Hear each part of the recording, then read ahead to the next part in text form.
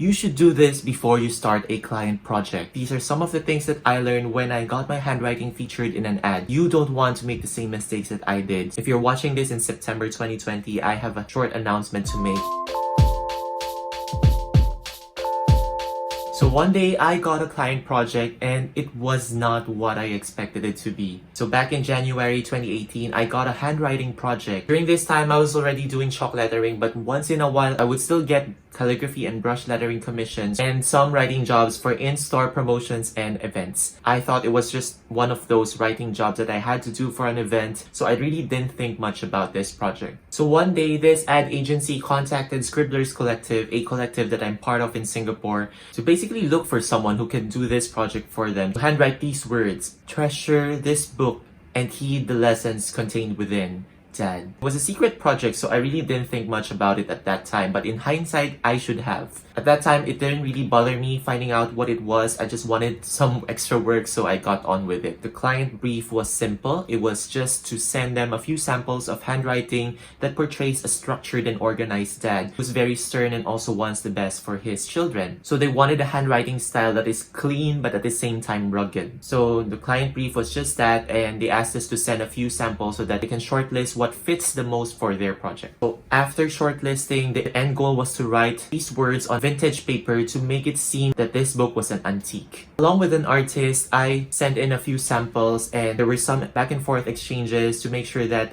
we're aligning with what they need and to sort of fine-tune the details and to make sure that we're going in the right direction. And finally, they shortlisted me to write on the actual paper that we will be using for the ad. So in total, it took about 3 days since I started engaging with this client, and that was one of the fastest turnarounds for a project that I did. After that, I just got paid a small amount and I really thought nothing much of it after that. I also never heard from them again until 1 year later in February 2019 when I heard from my friend Nicole. They received a note from the ad agency and said, by the way, the handwriting job that you took last year is now live. Like, so casually, so candidly, by the way, your work is now seen on TV and social media and everywhere else. So I'm like, what just happened? And that was probably one of the biggest projects that I did, and I really didn't even know that it was a big project. So I was like, maybe I should have done things differently and really asked about this project. So well, it was in hindsight. I mean, I got paid for the job, but I got paid peanuts compared to what the project is all about. So these are some of the things that I want to share with you later in this video. But that was it. That was my shining moment. I thought that I made it. I was so ecstatic, and I really felt like, wow, my work is gonna be seen by a lot of people everywhere. And I wasn't prepared for that. I mean, of course they wouldn't know it was my handwriting, but deep inside I was very proud. I was ecstatic. I was so proud of myself for doing something like that. It was especially so when I first saw the ad on a Singapore Airlines flight to Tokyo in April that same year. I felt goosebumps all over. I was like, wow, this is it. But actually, you know what, guys? It's just one project. But with that project, I learned a lot of things that will help me become a better entrepreneur and a better artist. And I want to share some of these with you. Lesson number 1. Even though you are excited for the project, you have to know the project really well. Know the what, the why, the when, and where, and the how. Do not start a project without being clear with whatever is required for the project, what it is for, who is it for, where are they gonna use it. It just so happened that everything was smooth for that project. The client knows exactly what they want. The client knows exactly what they need. And I was lucky. However, you will not be always that lucky. You have to be prepared. And that's why you always need to know everything that you need to know about the project even before you start work. When you remove all of those uncertainties, you are able to plan the next steps better. You are able to plan the timeline better. You are able to advise your customers whether some design decisions are good or bad, able to tell them exactly whether you can do it and whether it's something that's worth doing. Don't be too excited to accept work. You have to know everything about it first. Lesson number 2. Price according to the project. Let's be frank, it was an ad. It was an advertisement for a very big company in Singapore, and the ad reach was huge. It's not just on paper, it's on TV, it's on social media, it's on airlines. My question for you is, would you price your same handwriting for envelope addressing the same way as you price your handwriting for an advertisement? And the answer is no.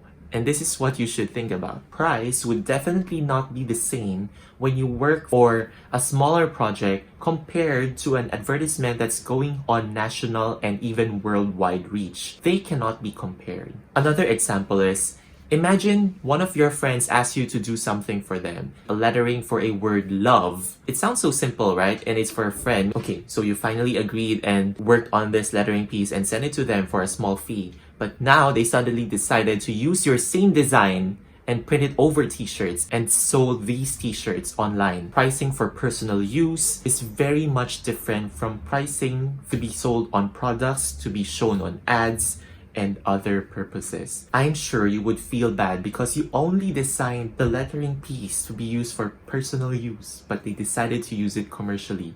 And this is one of the things that you have to consider as you grow into your business. It's only after you know everything about the project, then you will be able to understand how to price it accordingly. So remember, you should price according to the type of project and according to the value that it will bring to your customers, instead of the effort that it takes you to finish the job. So you have to consider the value that you are providing them. Pricing is a very huge topic which I will not deal with this video, but I hope it inspires you to think a little bit better with the type of projects that you accept and how to price them accordingly. Lesson number 3. You are on your own, and there are a lot of things to consider when engaging on a project. There are a lot of risks involved, especially when we're dealing with payments, we're dealing with money, and we're dealing with reputations. So it is best to be covered always with a contract. The signed contract not only protects you, it also protects the customers from you. So everything that you will offer and everything that they will give you as payment for your offerings and services will be in that contract. Both of you will only do what's required in the contract. Even after a contract is signed, make sure that all the discussions, all documentations, and all agreements are documented before you start work and as you continue working on the project. Remember these 3 letters by heart. CYA. Cover your ass, because no one else is gonna cover it for you. Like I said, I was just lucky that in this project, I never encountered any difficulties. It was quite straightforward. But there are a lot of bad customers out there, and you want to protect yourself because you are on your own. There's no one who's gonna protect you from them. So you have to know what you are dealing with, who are you engaging with. And even though you're not entirely sure whether they're trustworthy, having a signed contract that is legally binding will help save the day. These are the 3 lessons that I want to share with you that are quite important when dealing with commissioned work that I was able to apply when I finally registered my business later that year. I am also so thankful to have a project like this because it's not often that a lettering artist gets a project like this. I want you to share your most memorable project. Write them down in the comments. I want to know whether it's positive one or a negative experience. I want to know your most memorable client experience. And if you found this video helpful, don't forget to like this video and to subscribe to my channel. If you've always wanted to learn chalk lettering and didn't know where to start, now this is the best time because I am offering a free 3-part chalk lettering series that you can join. It's gonna happen on Zoom next month. You can sign up through the link down in the description. So make sure to take advantage of this opportunity because I don't do this often. So I will see you on Zoom. And before you go, these are the 2 videos that I think you should watch next to help you overcome your creative struggles. And I will see you again in the next video.